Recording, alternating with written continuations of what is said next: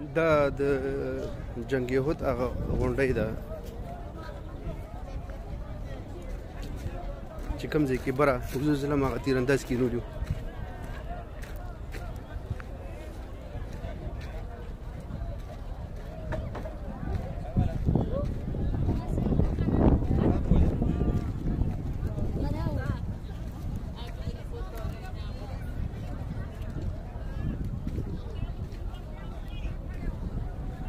دلته بیا څه اصحاب کرام شهیدان شوي وو، خپل ځای پرېښی وو، نو بیا پرې دښمن حمله کړې وه، نو هغه دلته بیا ټول دلته بیا دغه شوي وو، شهیدان شوي وو.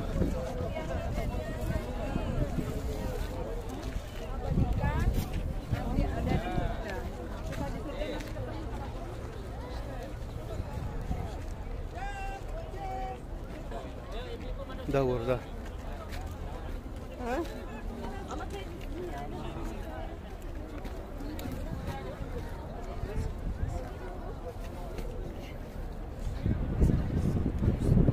دا غونډۍ ده، دی بره بلکل بره سر دی.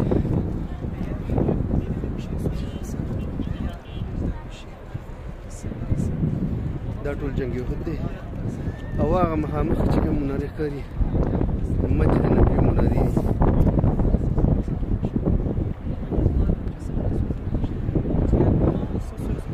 دغه د احد غر دی، مسجد نبوي نه ډایرکټ ښکاري. دا ټول دا د احد غر دی.